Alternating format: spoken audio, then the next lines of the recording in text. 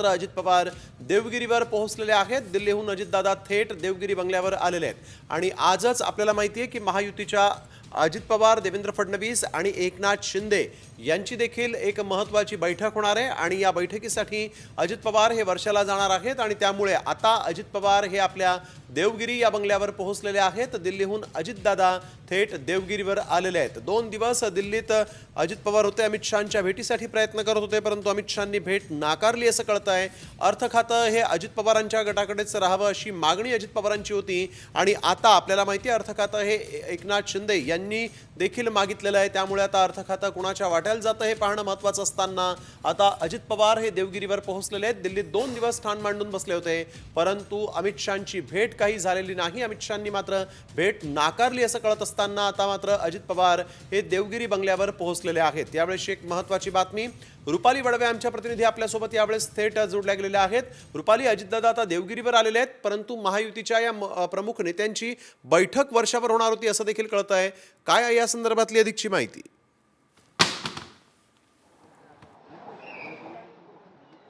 सध्या मी देवगिरी बंगल्याच्या बाहेर आहे आणि याच ठिकाणी खरं तर थोड्याच वेळापूर्वी आपण पाहत आहोत की अजित पवार दाखल झालेले आहेत। अजित पवार देवगिरी बंगल्यावरती आल्यानंतर बाकीचे जे सगळे महत्त्वाचे नेते आहेत त्यांची देखील खरं तर येण्यास या ठिकाणी सुरुवात झाल्याचं आपल्याला कळतं आहे। या ठिकाणी आपण बघतो की प्रफुल्ल पटेल यांचे देखील सगळा जो स्टाफ आहे तो देखील या ठिकाणी आलेला आहे। तशा पद्धतीने आता सरकार स्थापन करण्याच्या ज्या हालचाली आहेत त्या राज्यामध्ये सुरू झाल्याचं आपल्याला पाहायला मिळत आहेत। याच अनुषंगाने आपण जर बघितलं तर सुनील तटकरे असतील किंवा त्याच्यानंतर आपण बघतो की प्रफुल्ल पटेल असतील, हे महत्त्वाचे नेते सुद्धा खरं तर आता या ठिकाणी दाखल झाल्याचं कळतं आहे। आपण बघतो की अजित पवार मागच्या 2 दिवस दिल्ली मुक्कामी होते आणि त्याच्याचमुळे पुन्हा एकदा चर्चाशी सुरू झालेली आहे की आता अजित पवार यांना अर्थ खातं मिळतं की न मिळतं याच्याबद्दल खरं तर आता शंका एक उपस्थित केली जात आहे। जशा पद्धतीने देवेंद्र फडणवीस उद्या नरेंद्र मोदी यांच्या उपस्थितीमध्ये शपथ घेतील, त्याच्यानंतर खरं तर सरकार पूर्णपणे स्थापन होईल। मात्र आत्तापासूनच खरं तर चर्चेला उधाण आलेलं आहे। तशा पद्धतीने अजित पवार 2 दिवस दिल्ली मुक्कामी होते आणि त्याच्यानंतरही अमित शहा यांची भेट झाली नाही आणि त्याच्यामुळे आत्ता राष्ट्रवादीमध्ये नेमकं काय घडतं आहे, काय शिजतंय हे पाहणं अतिशय महत्त्वाचं आहे। कारण की मागच्या अनेक दिवस आपण बघतो की सातत्याने अजित पवार हे देवेंद्र फडणवीस यांच्या जवळचे आहेत किंवा जशा पद्धतीने शिवसेनेच्या शिंदे गटाला जशा पद्धतीने नगरविकास खातं मिळतं का नाही मिळतं याच्याबद्दलची शंका खरं उपस्थित केली जात होती। त्याच्यानंतर आता राष्ट्रवादीच्या गोटात देखील हालचाली सुरू झाल्याचं आपल्याला पाहायला मिळत आहे आणि आत्ताच खरं आपण बघतो की या ठिकाणी अजित पवार दाखल झालेले आहेत।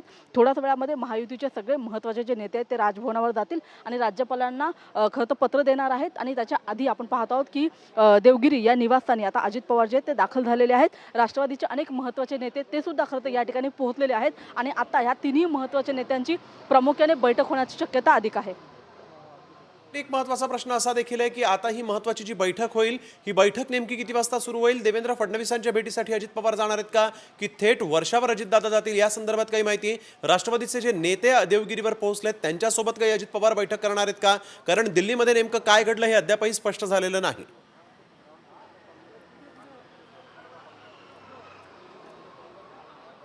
नक्कीच दिल्लीमधल्या खरं तर अजित पवार यांच्या या दौऱ्यानंतर खरं तर रुपाली, थोडं तुम्हाला थांबवतो। यावेळेस एक महत्त्वाची बातमी येते, देवेंद्र फडणवीस वर्षावर जाऊन एकनाथ शिंदे यांची भेट घेणार आहेत आणि आता ते वर्षाच्या दिशेने रवाना झालेले आहेत। यावेळेस एक महत्त्वाची बातमी आपण बघतोय, गटनेतेपदी देवेंद्र फडणवीसांची निवड झाली आणि देवेंद्र फडणवीस वर्षावर आता निघालेले आहेत। यावेळेस एक महत्त्वाची बातमी आपण बघतोय, गटनेतेपदी देवेंद्र फडणवीसांची भाजपने निवड केल्यानंतर आता काळजीवाहू मुख्यमंत्री असणाऱ्या एकनाथ शिंदेंच्या भेटीसाठी आता देवेंद्र फडणवीस निघालेले आहेत। यावेळेस एक महत्त्वाची बातमी, देवेंद्र फडणवीस वर्षाच्या दिशेने रवाना झालेले आहेत। एकनाथ शिंदेंची इथं जाऊन ते भेट घेतील, त्यांच्यासोबत चर्चा करतील।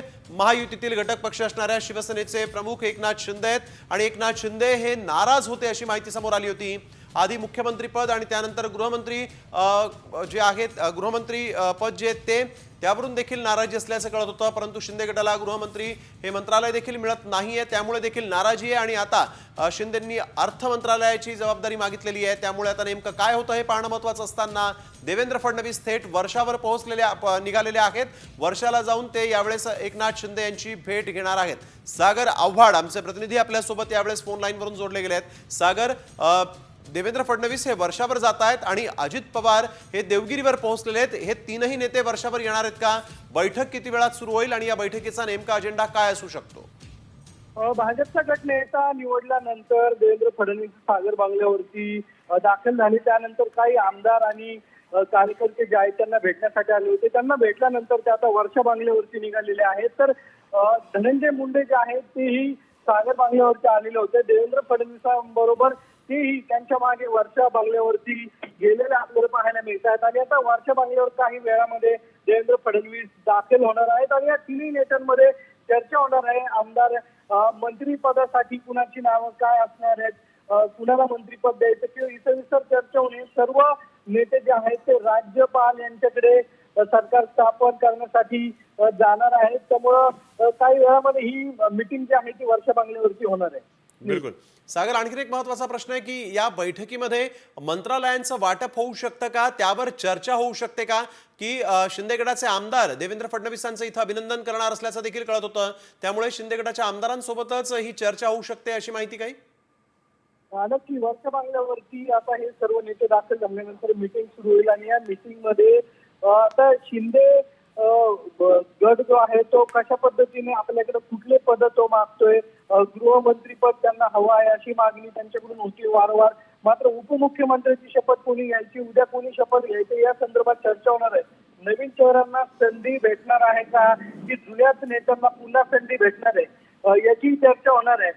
त्यामुळे अजूनही कुठल्या आमदारांना मंत्रिपदासाठी शपथ घ्यायची किंवा तुमचं नाव चर्चेमध्ये आहे असा कुणालाही फोन आलेला नाही. मात्र संभाव्य नेते जे अगदी. आहेत सागर, थोडं तुम्हाला थांबवतोय. यावेळेसची एक सगळ्यात महत्वाची घडामोड आपण बघतोय वर्षावर होतीये, कारण देवेंद्र फडणवीस हे गटनेतेपदी निवड झाल्यानंतर थेट एकनाथ शिंदेच्या भेटीसाठी वर्षावर पोहोचलेत. थेट जाऊया आपण देखील वर्षावर. आमच्या प्रतिनिधी वैदेही काणेकर आपल्यासोबत जोडले गेलेले आहेत. वैदेही, इथं देवेंद्र फडणवीस पोहोचलेले आहेत. काय नेमका या बैठकीचा अजेंडा असू शकतो? शिवसेना शिंदे गटाचे आमदार त्यांचं अभिनंदन करणार असल्याचं देखील कळत आहे.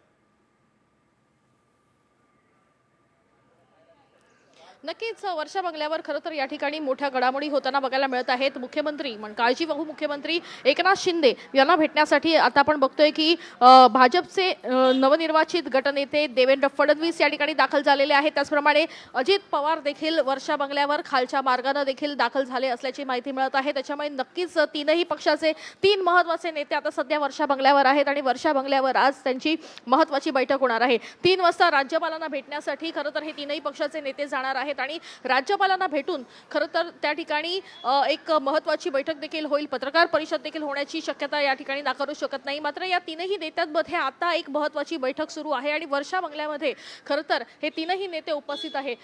गटनेता म्हणून निवड झाल्यानंतर देवेंद्र फडणवीस हे या ठिकाणी वर्षा बंगल्यावर दाखल झालेले आहेत आणि वर्षा बंगल्यावर खरं तर त्यांचं अभिनंदन शिवसेनेच्या आमदारांकडून देखील होणार आहे.